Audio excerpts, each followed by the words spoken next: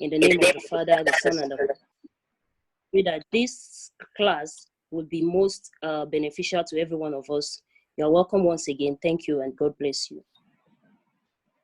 Thank you. So, Aduke, I think you can take the floor now.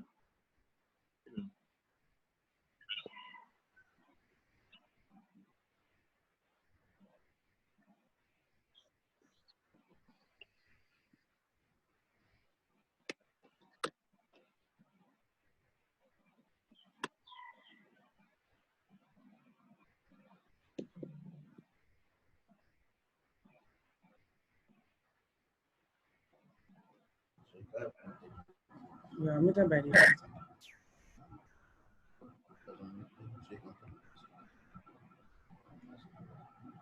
Hello, my host. Yeah. Am I on now? Just wait a little minute. A few more minutes, you'll be called. Okay.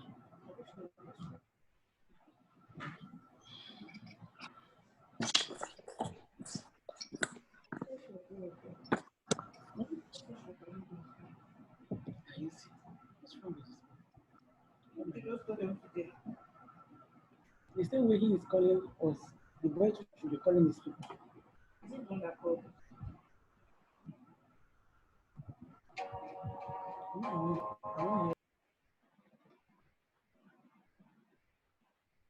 Okay, I think it appears we can't get the next person to coordinate that aspect. I don't know. Moderator, you may have to take that space. I don't know. We can't seem to get that. Okay. Okay. All right. I will just welcome our first speaker, I guess, for today's training, Mrs. Ademola Phillips. You're very welcome.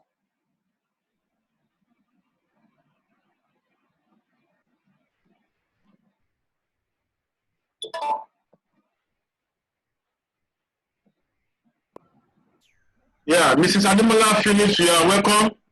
So you can have the floor. For the next 45 minutes, you are in charge. But if you have anybody have any information, please engage us in the chat room. All right. If you cannot hear us very well, please check your audio from your end. Check your audio from your end. But if you have any challenge, come to the chat room or you go to the WhatsApp platform. All right. So, madam, you can take the floor. Please let's welcome Mr. Ademola from the chat room. Let's welcome her.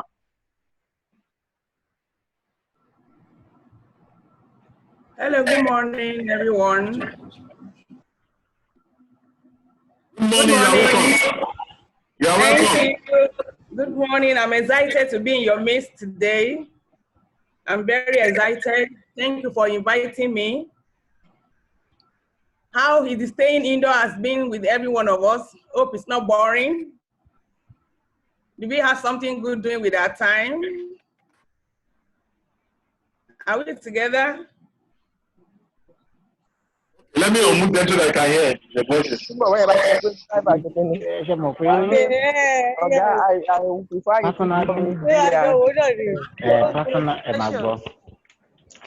good morning.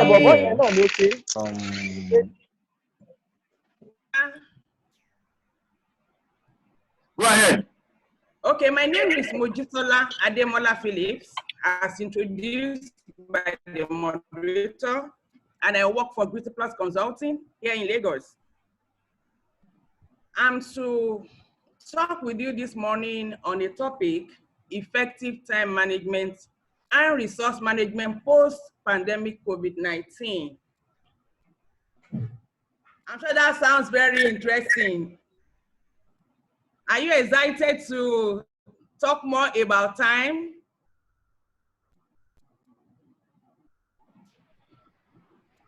All right. Yes, go ahead. You may not hear everybody. You are muted. Okay, I'm going to start this way. I'll be starting this way. I'd like to share with us from Ephesians 5, verse 15 and 16. There's something very important there about time that I want to bring to our mind. I'll read from NIV, which says, "Be careful then how you live, not as unwise, but as wise, making the most of every opportunity, because the days are evil." Be very careful then how you live, not as unwise, but as wise, making the most of every opportunity. I'm looking at one or two things here. One, I'm looking at the word that says that you should not be unwise. Don't be unwise, you know. And then I'm looking at another word there that says the day is evil. I'm looking at the unwise statement there to be likened to the word time. Make haste. Don't waste your time. Don't delay in anything you want to do. And then I'm looking at the evil there. I'm likening that to the word crisis, which the world is experiencing today. The word evil is likened to crisis, if you agree with me. Briefly, I want to ask a question. I'm sure all of us will make use of the wristwatch, which signifies the value we place on time. I know some people do, they just wear their wristwatch as a matter of fashion, but it goes beyond being fashionable.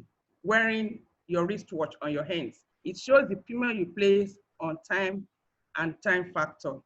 That said, I like us to go straight into the presentation because of time that I have on my hands. I also want to quickly remind us about what's going on around us today. Almost all over the world as we speak, the board are in the meeting deciding and planning, you know, making every adjustment that is basically possible to enhance their businesses. Why? Because there is no time at all to play around with. Virtually everything about business is going to be changing very soon. They're already changing. Everything about business is changing, and it's changing rapidly. And you and I won't be left out of this change. Of course, the change is here already with us. The idea of what to do, or, you know, how am I going to survive after now, it's no longer an issue. It is now left to you to decide which way forward.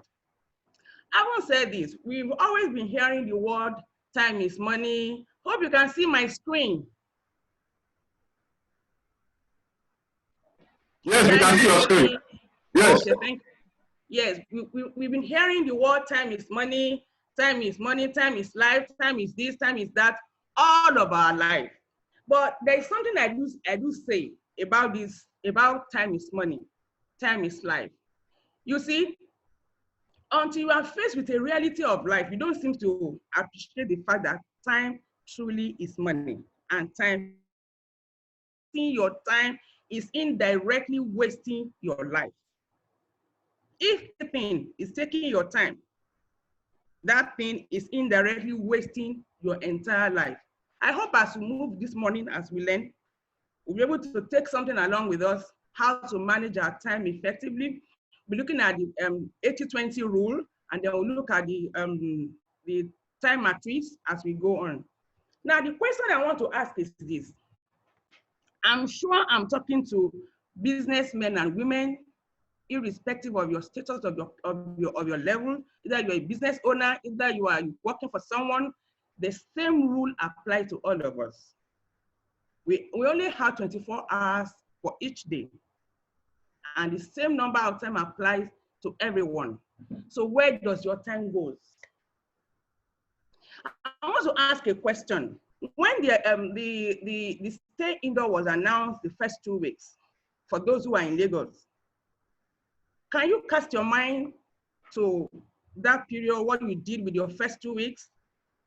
Can you recall how the entire episode, you know, was unfolding? Were you able to put yourself together just right there? What do I do? Let me share my experience with you very quickly. I'm going to move very fast. In the very first week, I was a bit confused. There was confusion all over. And I was wondering, so what's going to happen? Where do I start from? I was just motionless. I was just confused. All I could do was take my sessions online because of my exams coming up. The very first week, I was just doing that, and I was meditating, and I was asking, so what do I do? How do I go on from here? So there was confusion. I don't know if you also experienced some kind of confusion in the very first week. But the second week, because I took time to meditate and to ponder on what to do, I was not too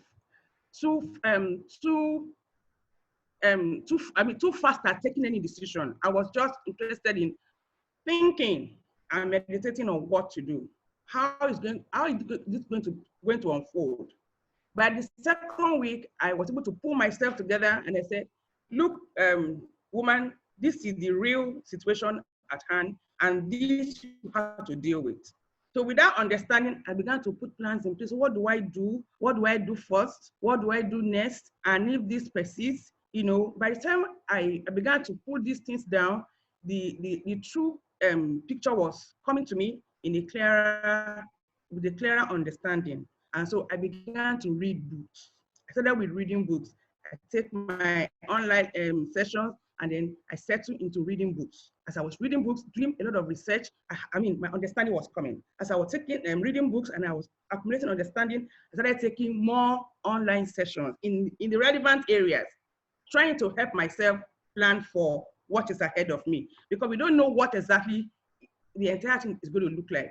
By the time the first 2 weeks was unfolding, then here come again another 2 weeks. I say, oh, this is very good. So I can still expand my knowledge. I can take more sessions. I can have more plans. I tell you, by the third week, I already have plans that were sustainable enough. Even if what I'm doing right now is not going to work for me anymore, I already have alternatives because I took my time to do the needful. I meditated, I pondered, I read, I researched, you know, and then I began to write them down and I began to plan. I made calls, I spoke with friends, I spoke with colleagues in the industry and outside the industry. I shared, so that helped me to pull myself together. So where does your time go? What activities do you spend the least amount of time on? Even, let's look at this period precisely. If you can look at past time. Sorry, madam. So my question is, where does your time go to? How do you spend your time? Does the amount of time you spend on activities above reflect what you value? I'm saying that the time, how you spend your time, is it equal to your return on investment? Can you say that the amount of time you put into whatever you do, if you quantify it, you know, is it equal to what you expect from your returns? If it is not, then it means you should check how you spend your time.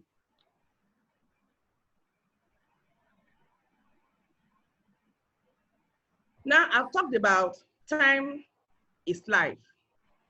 And I said, whatever takes or wastes your time is indirectly or directly taking or wasting your life. So we need to be very careful in time. We need to be very careful how we spend our time at every moment. In fact, if we've been using our time irrespective of how before the COVID pandemic issue came up. Now going forward, after this time out, you need to look at your time all over again and ask yourself a lot of questions.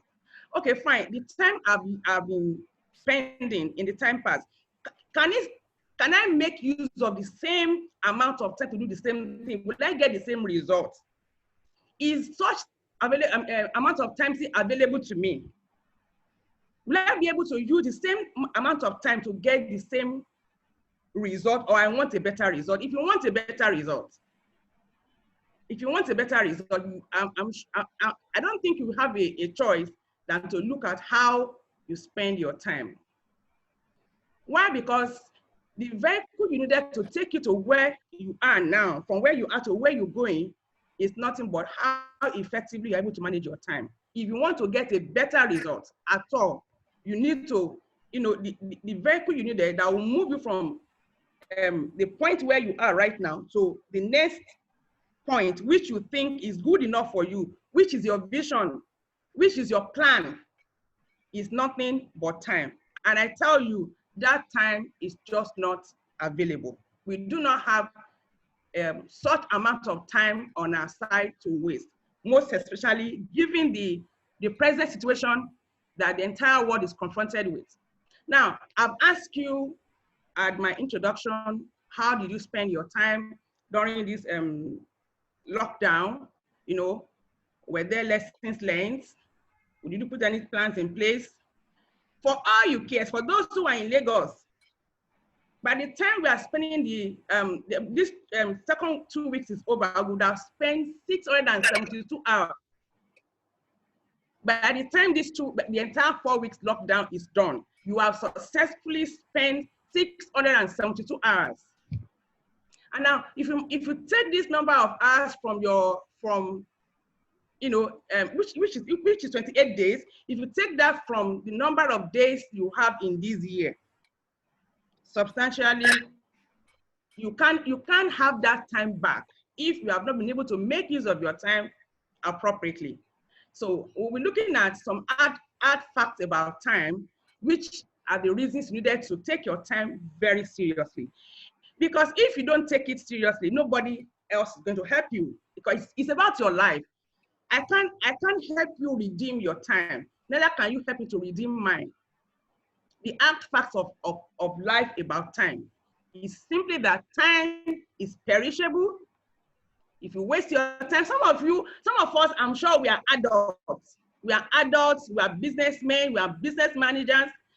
If you cast your mind back to your days in secondary school, in the university, in the polytechnic, I'm sure most of us will wish time is redeemable, that we can just have the time all over again. You look at your little kids now, you wish you had the time to be like them. But sorry, it is no longer possible, because time is perishable.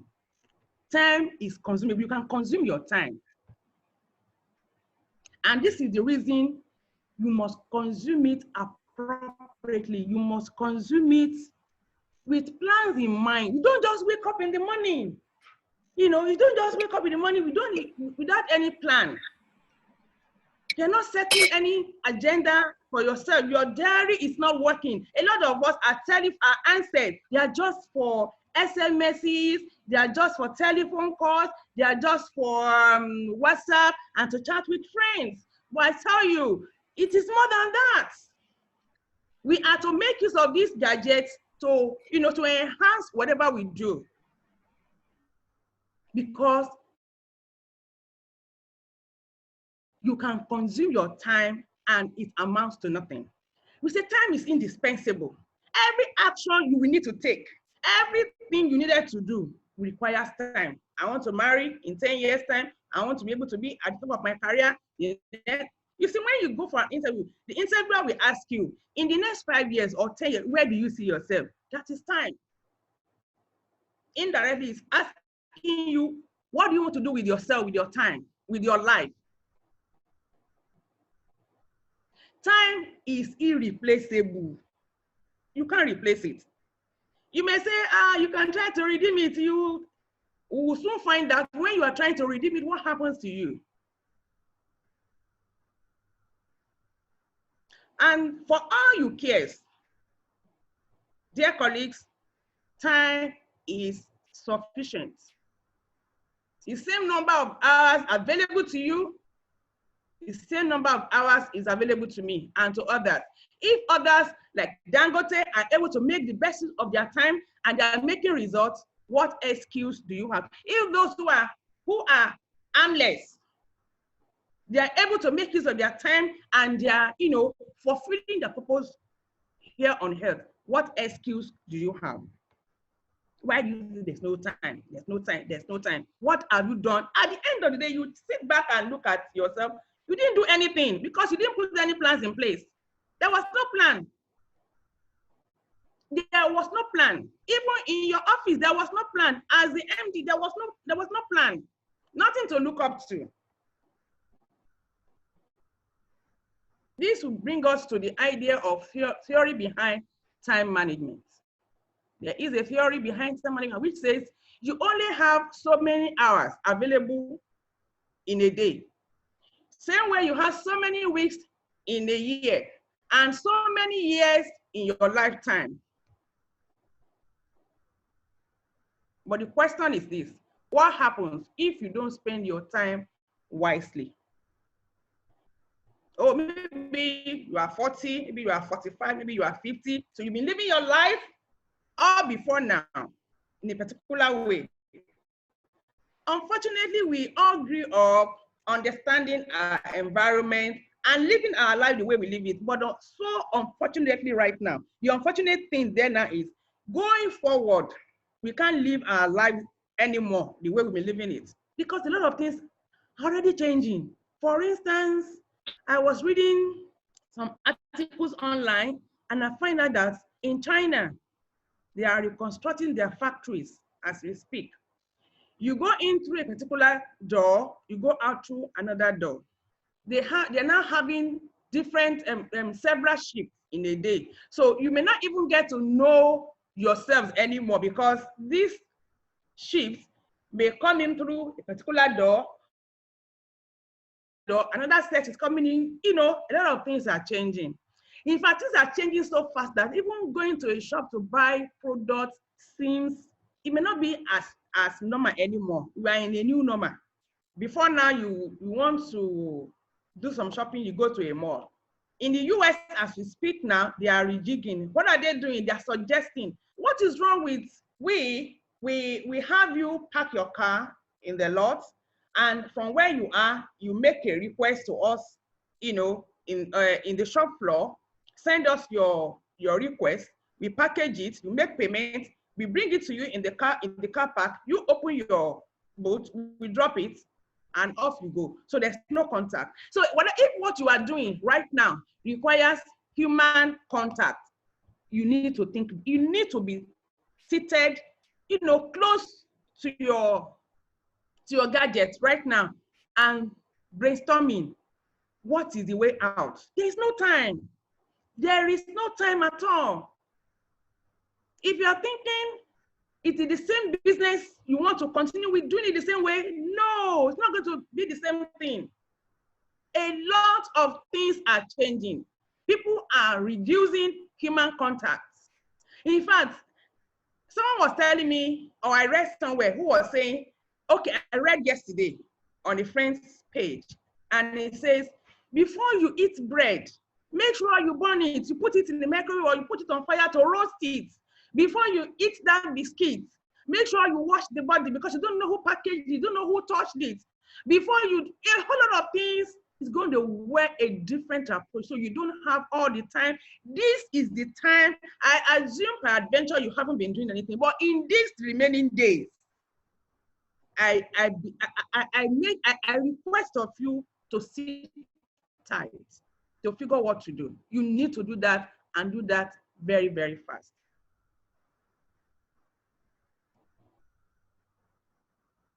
I said time is about how you spend your time and where you place your priorities. This is just time. You know, what is superior to you, what is important to you, because what is important to you may not be important to me. So if we are to look at our time and how we place our priorities, they may differ, which we'll be looking at also into detail very soon. So the key to time management is not it's not to work harder. Now, for instance, you look at those who are in the boardroom, you look at you and I who are researching to find out what do we do, where should we put our time right now, and those who aren't doing anything, we can't come up with the same idea. No, because you and I have invested time into finding out what to do with our time and how. So it's not about how hard you can work, but it is how smart you can work. And that was why that place I read in Ephesians says, you should not be unwise, meaning don't be stupid. It means don't be silly. It means work smartly. Work with your time, make use of your time. Engage yourself in a productive thinking. It is not about working hard. You may have all the skills, you may have all the money, but if you don't sit down to do do a very substantive planning strategy that will take you and do it timely, it may not meet the required expectation, because people are, making frantic efforts to overrun those who are not willing to make the best of their time. So I say, work smarter post-pandemic. The pandemic has come to stay. There's no doubt about that. It has come to stay. Things about our lifestyle is going to change.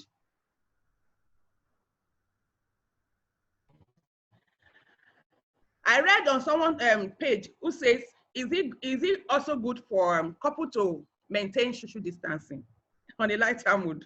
Maybe you will experience beyond post pandemic. We cut across all facets of life.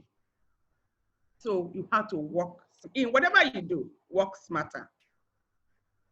And then to work smarter than everyone else, you must determine what is important in your life through visioning. If you don't have plans, like I told you in the first very week, I was confused. I was in the confused state. Okay, by the second week, I started reading, I started researching, I started taking sessions. Oh, my hope came back. I received life. And thereafter, by the third week, the entire plan was clear. I could see where I was supposed to be going to. I'm looking at what I'm doing in the moment. I'm looking at, is it going to work continuously? Is it possible? Am I still interested in doing what I'm doing? Or I'm going to be pursuing a different terrain? The coast was clear. I have a plan, I have a vision. If you don't have one, honestly, the length of time we have is still sufficient for you to do something.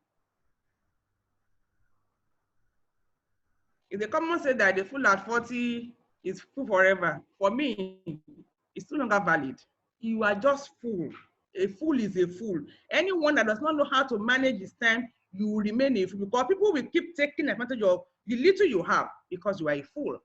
So I'm encouraging us this morning, it is not time to play at all. We will look at the 3 approaches to time management right now. Number 1 says, increase the amount of available time you have each day. Is it possible to increase your time to maybe 40 hours or 36 or 50 hours to yourself? The answer is no.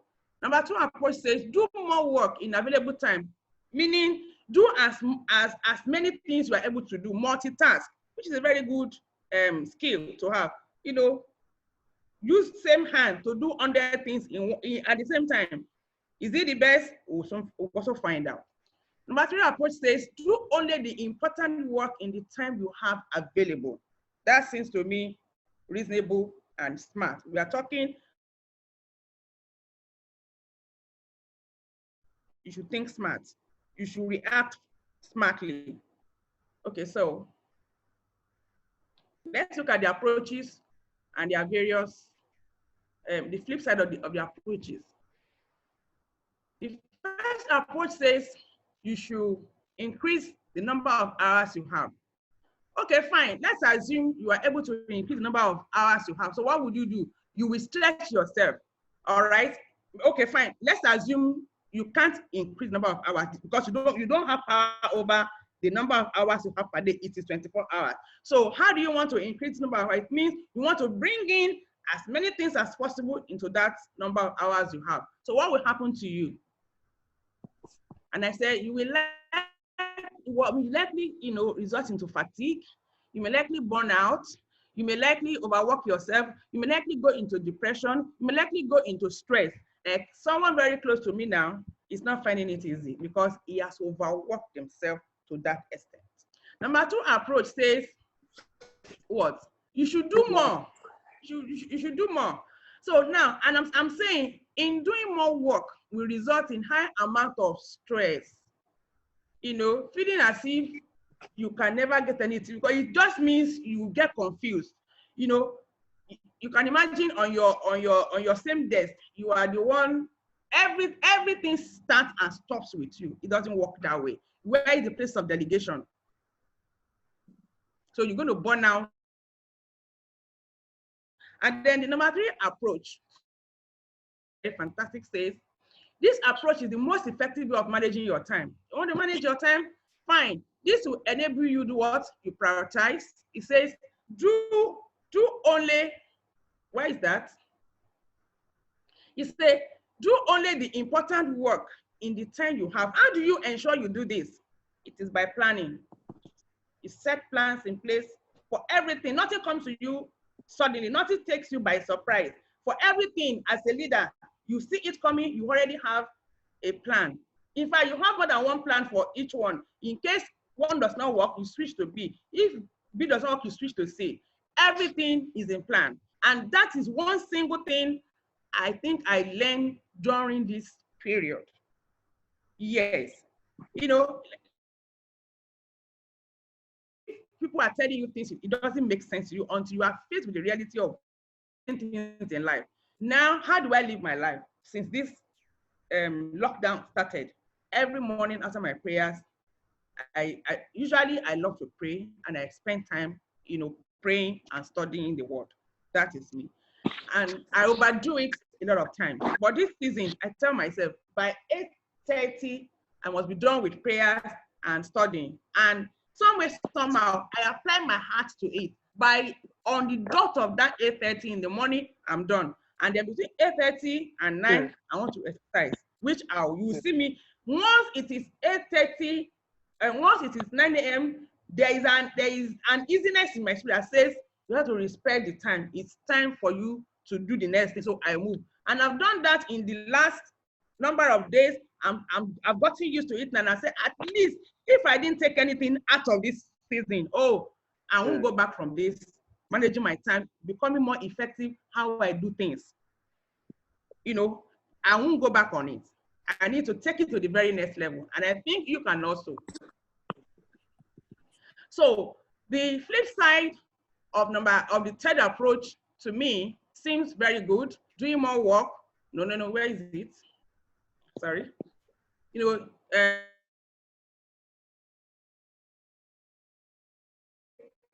for each week, for each month, for each quarter, it keeps towards your goal. It keeps you focused. No one can just bump for you and say, Dayo, you, Tolu. No. You just tell them, okay, I'll take note of that. I'll get back to you. I'll get back to you, because everything is, you know, you have put a timeline on everything. Even in delivering your projects, there is timeline for everything, and you follow it strictly.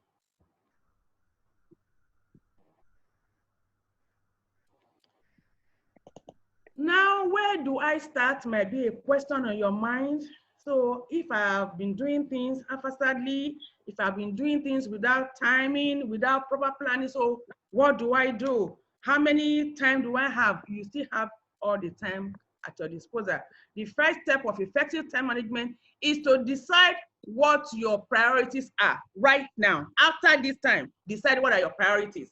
And then once this is done, this is often where it can be difficult, but you don't have a choice. If you want to take time management very seriously, you must be able to decide what your priorities are. Because once you don't have one, you just find out that you are swept to the left, to the right. They can just come and say there's a party at the island, there is a night, one night club, you know, and you just jump out. You can definitely not live like that anymore. And then I'll advise that you ask yourself the right questions. Like I did, I made phone calls, I talk with people, you know, to ask the right question. For instance, what must change in my life? What must change? What must I let go? You can't continue to hold on to everything. In my work, in my business, in my you know, within my desk, what do I need to delegate? What do I need to let go? What if? Ask all the what if questions that is possible, and then get expert opinions. Go for trainings. Start where you are. Start today. Today. Start now. Put all the plans in place, and then we'll look at the Stephen Covey's time management matrix, which has come to stay. That's come to stay, and the matrix the matrix is talking about how to design your time and help others also to manage their time effectively. which means you're helping them to prioritize. Same way you are also prioritizing your time. You have to decide what is important for you and also decide which things are urgent. And now my mom was calling me. I told her, I'll get back to you. It can wait. What is the issue? Okay, my daughter, please help me do this and call this person, talk to my mom about it. So that can wait, because right now I'm in for a different, in the time pass, you know, you are agitating, hey, there is this. So if you have to run for everybody, God forbid, you will not run to hell. You want to be the one running for others in the family, only you stop dropping, you stop being relevant in that corridor, stop being relevant. So whatever is keeping you on to be relevant, you better put that thing into the right perspective, into the right path. You have to do it now. You have to do it. Now let's look at this matrix quickly as we are rounding up gradually. Like I said, this matrix was designed by Covey, and it says, it put them into 4 perspectives.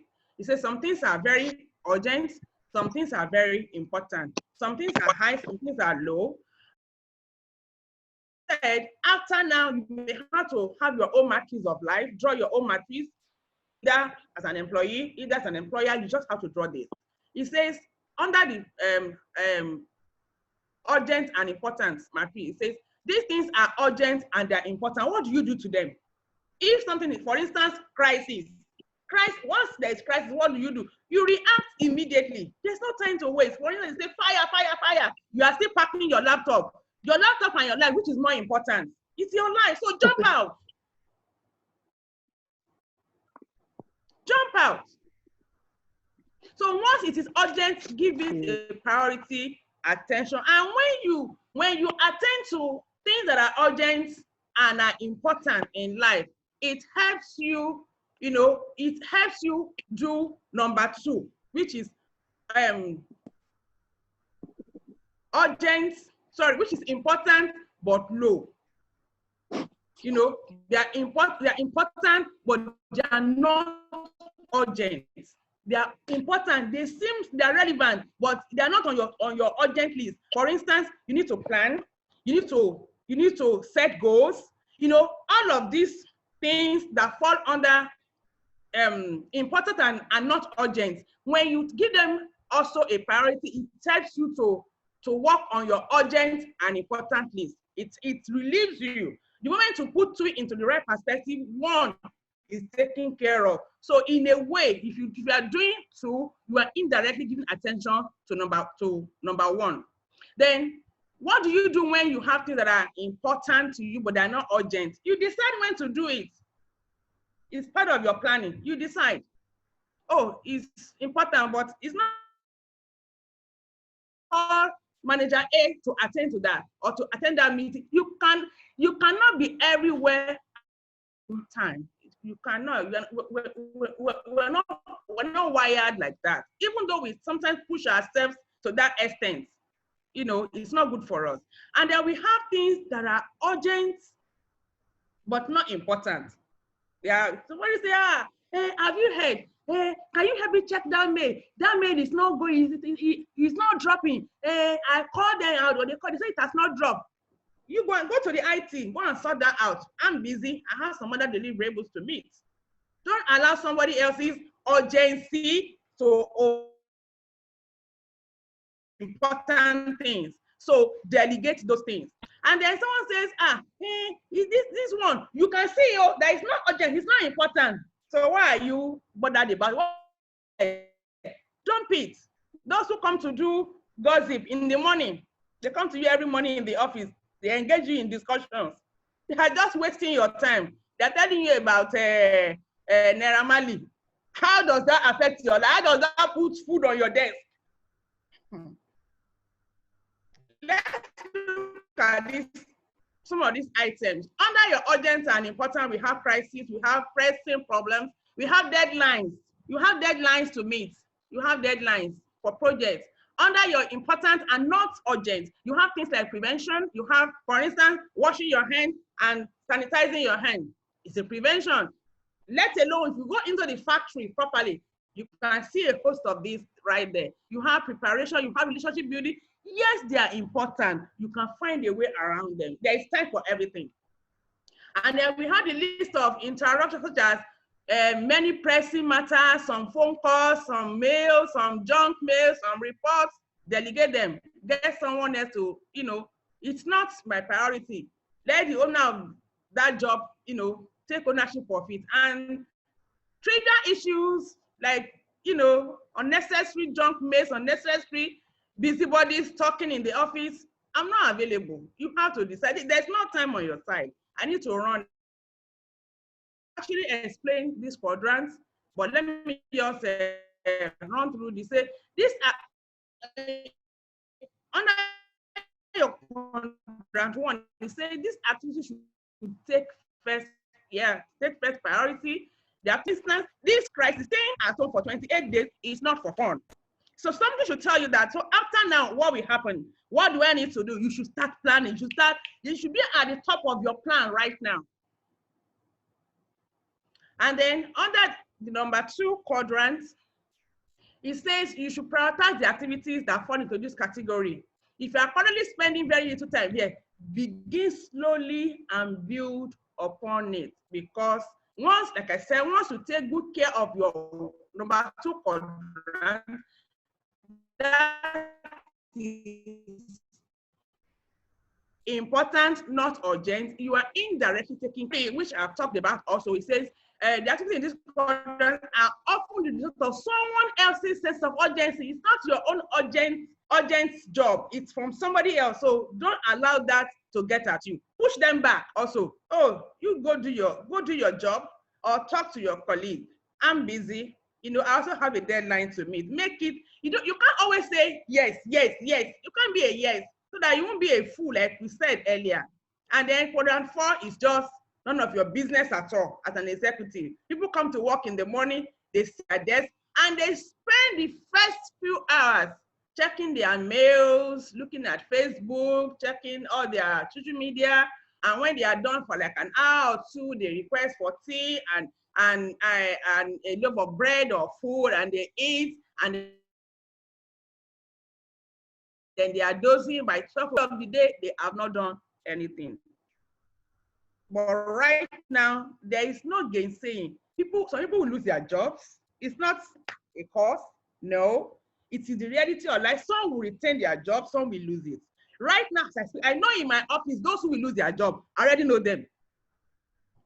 Those who will retain their job, I already know them. I have permanent staff. I have those who work offline. I have 17 of them working with me offline. Those 17, except if they are able to work around it, their jobs may be on the line.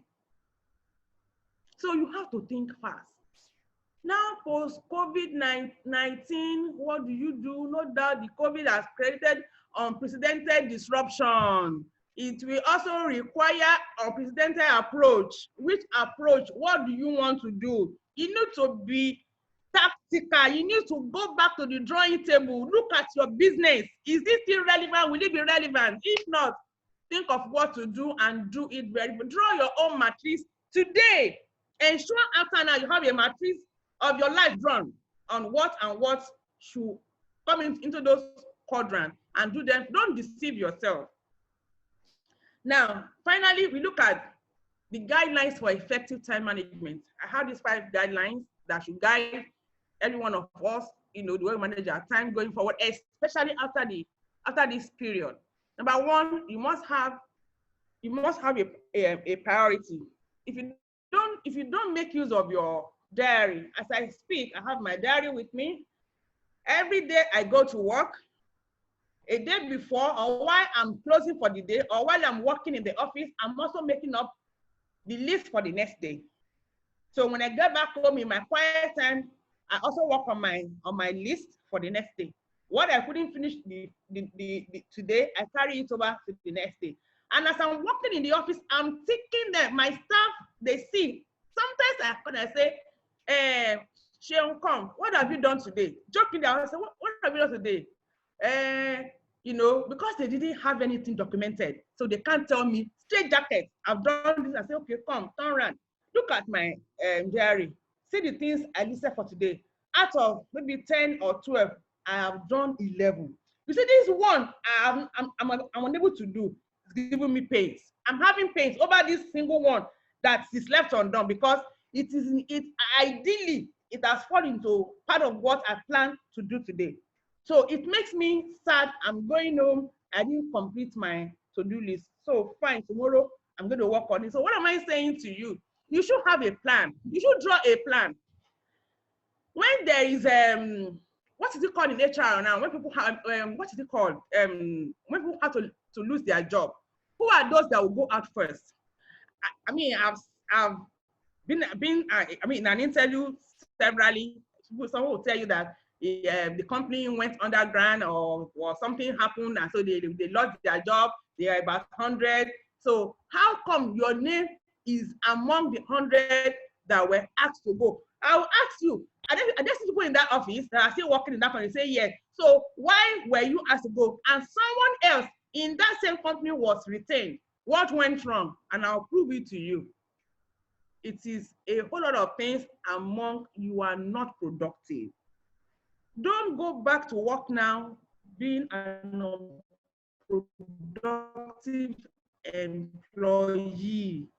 The system will push you out, your performance. You must be able to track your time and your performance right now. If nobody is tracking it for you, track it yourself. Oh yes, track it. Set realistic goals that can motivate you and your team. Include a buffer in between your tasks. Have a break period. Get enough sleep right now. If you have done your job very well in the day, you should be able to rest. And then the things you shouldn't do, don't waste your time anymore on activities of less importance. Don't procrastinate. Don't be a yes person. I've said it. You know, don't be one-man squad. Delegate. Don't multitask to your own disadvantage. It's not going to work. You can't be a one-man battalion. You know, it cannot work. On a final thought, because of time, I said great time management is one of the most important skills a person can develop. It takes deliberate practice. Oh, you must be conscious of it. You must want to manage your time. Everything there is. Even Bible says there is time for everything under the sun. There is time.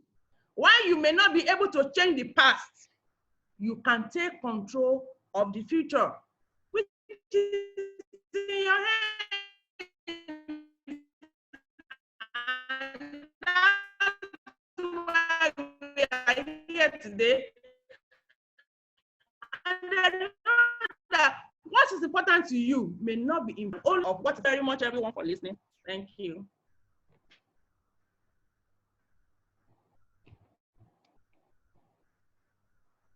Wow. The moderator online. Where is the moderator?